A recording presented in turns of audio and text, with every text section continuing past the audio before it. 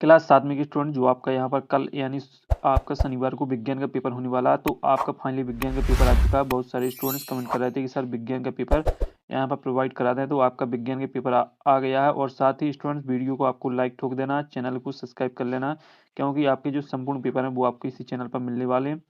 तो आपको स्टूडेंट इस यह जो पेपर है वो आपका बिल्कुल रियल है, और साथ ही आपको यदि इस पेपर को पढ़ते हैं तो आपके पूरे फुल नंबर आने वाले हैं। तो चैनल को सब्सक्राइब, वीडियो को लाइक जरूर करें। तो यहाँ पर देख लीजिए स्टूडेंट्स, आपके यहाँ पर पूर्णांक 60 नंबर का रहेगा, कक्षा 7, और समय आपको 2.5 घंटे देखने को मिल जाएगा। विषय विज्ञान का पेपर है, कल का पेपर है आपका, यही पेपर आपको कल देखने को मिलेगा। तो यहाँ पर आप प्रश्न देख लीजिए, जो आपका प्रश्न है इनके सॉल्यूशन भी दिए जाएंगे। तो आपका प्रश्न रहेगा बहुविकल्पी प्रश्न है 1 से 5 तक, और जो आपका पहला प्रश्न है वो आप यहाँ पर देख लीजिए। ऐसा पौधा जिसकी पत्ती घड़े के आकार में बदल जाती है तथा छोटे बड़े मकोड़ों का शिकार करता है, उन्हें क्या कहते हैं? बेल का पौधा, जंगली पौधा, झाड़ी युक्त पौधा, और कटपड़ी घटपड़ी। तो इसमें जो आपका स्टूडेंट्स करेक्ट आंसर रहेगा वो हम आपको बताने वाले हैं, तो जल्दी से कॉपी में नोट कर लीजिए, याद भी कर लीजिए। घटपड़ी हो जाएगा। इसके बाद है आपका दूसरा, चीरने एवं फाड़ने वाले दांत कहलाते हैं रदनक और चवर्णक, कृंतक, अग्र चवर्णक। तो इसका जो करेक्ट आंसर रहेगा, इसका जो आपका करेक्ट आंसर रहने वाला है वो आपका यहाँ पर हो जाएगा रदनक। इसके बाद आता है आपका यहाँ पर, इसके बाद है आपका यहाँ पर तीसरा प्रश्न। तो तीसरा प्रश्न यहाँ पर देख लीजिए। हम जानते हैं कि धमनी सदैव ऑक्सीजन समृद्ध रक्त का परिवहन करती है तथा सिरा अशुद्ध रक्त को हृदय तक ले जाती है, और फुफ्फुस धमनी से के संबंध में कौन सा कथन सही है?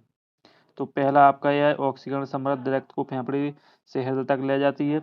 बी है आपका यह कार्बन डाइऑक्साइड समृद्ध रक्त को फेफड़ों तक ले जाती है। सी है आपका विकल्प ए और बी दोनों सही है। डी है यह ऑक्सीजन एवं कार्बन डाइऑक्साइड दोनों से समृद्ध रक्त का परिवहन करती है। तो इसमें जो आपका करेक्ट आंसर रहेगा तीसरे में, आपका जो करेक्ट आंसर रहेगा वो आपका यहाँ पर हो जाएगा, यहाँ पर ऑक्सीजन समृद्ध रक्त को फेफड़ों से हृदय तक ले जाती है। फिर आता है आपका चौथा प्रश्न। तो चौथा प्रश्न देख लीजिए। ऐसी गति जो निश्चित समय अंतराल के पश्चात अपनी गति को दोहराती कहलाती है सरल रेखीय गति, घूर्णन गति, असमान गति, आवृत्ति गति। तो इसमें आपका जो करेक्ट आंसर है वो आपका हो जाएगा आवृत्ति गति। फिर आता है आपका यहाँ पर पांचवा, निम्नलिखित में से किस रसायन का उपयोग जल के शुद्धिकरण में किया जाता है? कपड़े धोने का सोडा, डीडीटी पाउडर, क्लोरीन और फिनॉल। तो इसमें जो आपका करेक्ट आंसर है क्लोरीन हो जाएगा। यहाँ पर देख लीजिए आपका क्लोरीन करेक्ट आंसर यहाँ पर हो जाएगा। तो आपके जो सही विकल्प कंप्लीट हो जाते, जल्दी से पूरा का पूरा पेपर पढ़ लीजिए, और साथ ही वीडियो को लाइक ठोक दीजिए, चैनल को सब्सक्राइब कर लीजिए। फिर आता है आपका रिक्त स्थान। तो 6 से 10 तक आपके रिक्त स्थान रहेंगे, जिसमें पहला रिक्त स्थान है भोजन की घटक है, हाइड्रोकार्बन, प्रोटीन, वसा, विटामिन तथा है।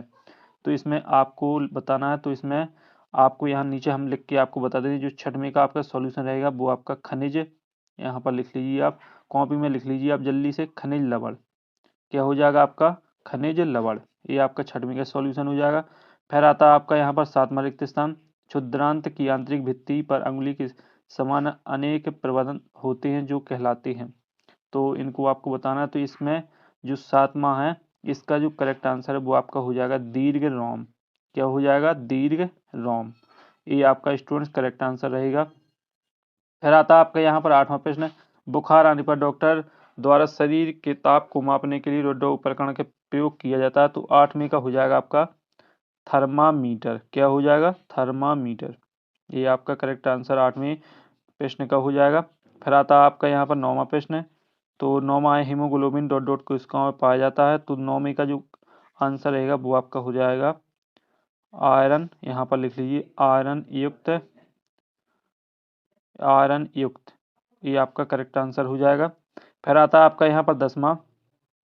किसी वस्तु द्वारा एक अंक समय में तय की गई दूरी को हम वस्तु की क्या कहते हैं? तो 10वें का जो सॉल्यूशन हो जाएगा वो आपका यहाँ पर चाल हो जाएगा। क्या हो जाएगा? चाल हो जाएगा। ये अच्छे तरीके से याद कर लीजिए, क्योंकि स्टूडेंट बहुत ही यहाँ पर जो क्वेश्चन है वो आपके लिए बहुत ही ज़्यादा यहाँ पर इंपॉर्टेंट है। यही क्वेश्चन आपको कल यहाँ पर देखने को मिल जाएंगे पेपर में। तो जल्दी से पूरा फटाफट पढ़ लीजिए। फिर आपके अति लघु उत्तरीय प्रश्न 11 से 16 तक यहाँ पर देख लीजिए। अति लघु उत्तरीय प्रश्न 11 से 16 तक।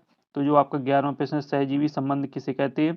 तो इनके जो यहाँ पर आंसर है वो हम आपको यहाँ पर बाद में बताने वाले हैं। पहले आप क्वेश्चन को पढ़ लीजिए अच्छे तरीके से, कॉपी में नोट कर लीजिए, स्क्रीनशॉट लगा लीजिए, ताकि जो आपके क्वेश्चन है कोई भी क्वेश्चन छूटे ना और आप अच्छे तरीके से पढ़ सकें।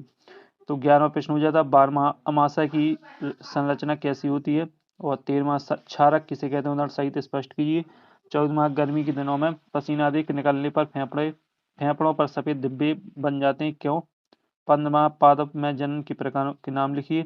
और 16वां है ह्यूमस किसे कहते हैं। और यह स्टूडेंट्स आपके क्वेश्चन यहाँ पर 2-2 नंबर के रहेंगे। इसके बाद आता है आपका अति लघु उत्तरीय प्रश्न, देख लीजिए यहाँ पर 17 से 22 तक रहेंगे।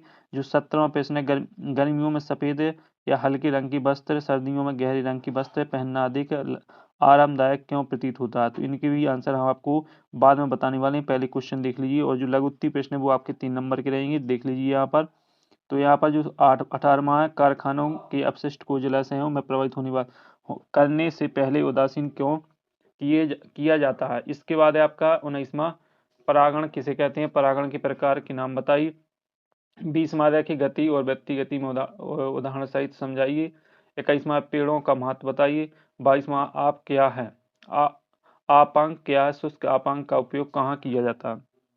इसके बाद आते हैं आपके दीर्घवृत्तीय प्रश्न, तो इन्हें भी देख लीजिए यहाँ पर। दीर्घवृत्तीय प्रश्न 23वां, और यह आपके जो क्वेश्चन है वो आपके 5-5 नंबर के है। तो जो आपका दीर्घवृत्तीय 23वां है, लोहे पर जंग लगने की क्रिया का रासायनिक समीकरण लिखिए। बी है लोहे में जंग लगने के लिए आवश्यक परिस्थितियां क्या हैं। 24वां जाइलम क्या है, यह पौधे की वृद्धि तथा विकास में किस प्रकार सहायक है। 25वां विद्युत धारा के चुंबकीय प्रभाव को उदाहरण सहित समझाइए व चित्र बनाइए। 26वां वास्तविक आभासी प्रतिबिंब में कोई 3 अंतर लिखिए। तो स्टूडेंट्स इनके जो सॉल्यूशन है वो हम आपको बताने वाले हैं। तो सॉल्यूशन चलो देख लेते हैं। तो यहाँ पर स्टूडेंट्स आप यहाँ पर देख लीजिए जो आपका 11वीं पेज का सॉल्यूशन है।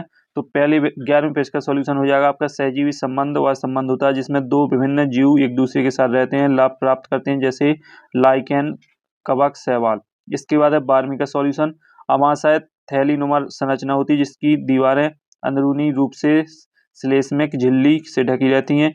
गैस्ट्रिक ग्रंथियां अम्ल और एंजाइम का स्रावित करती हैं।